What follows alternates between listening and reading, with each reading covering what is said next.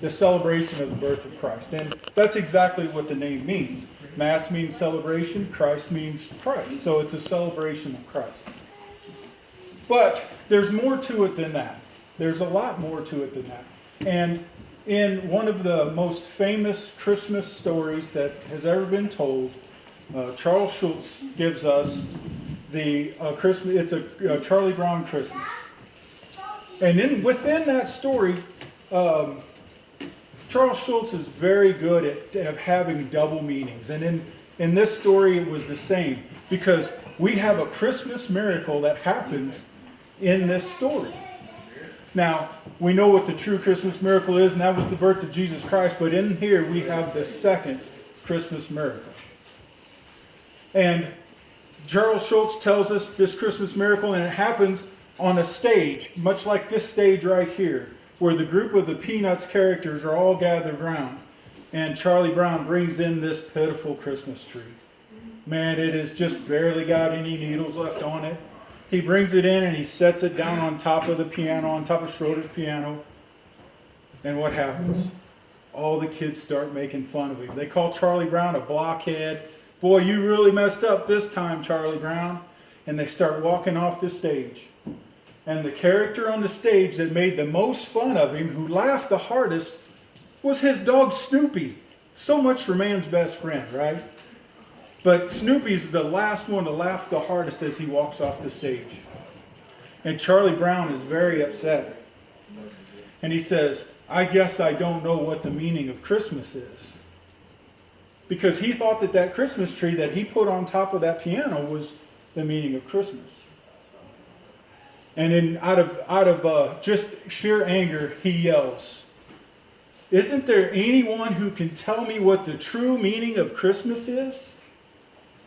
And the one kid who was left on the stage there, the one character, Linus Van Pelt, says, sure, Charlie Brown, I can tell you what the meaning of Christmas is. And he takes his blanket and he walks out into the middle of the stage. And we all know Linus is the most insecure. He's the most scaredy cat of all the Peanuts characters because he always has his blanket with him, right? But yet he walks out on that stage and he starts to do the one thing that most people are the most scared to do. And that's talk in public. But that's not the Christmas miracle. That's not the Christmas miracle that this little boy Linus, who was so scared that he never leaves with his blanket, walks out to do the one thing that makes most people scared. It was what came shortly after that. Because as Linus was telling the story, Luke's story of the birth of Jesus Christ, when it comes to the point where it says the angels say, fear not, the Christmas miracle happens. Linus drops his blanket. He drops his blanket on the floor. You see, every Peanuts character up to this point has made an attempt to separate Linus from his blanket to no avail. Nobody has ever been able to get his blanket away from him. But whenever he's up there and you should be grasping this blanket as tight as he possibly could, he drops it. And he drops it when he says the words, fear not. You see, yes, Jesus Christ is the reason why we celebrate Christmas. He is the reason. He is the reason for the season. But there's more to it than that, and Linus teaches us a lesson here. You see, we all have our security blankets. We all have our things that we hold on to when we're scared. It may be a blanket. It may be something in our mind. It may be something that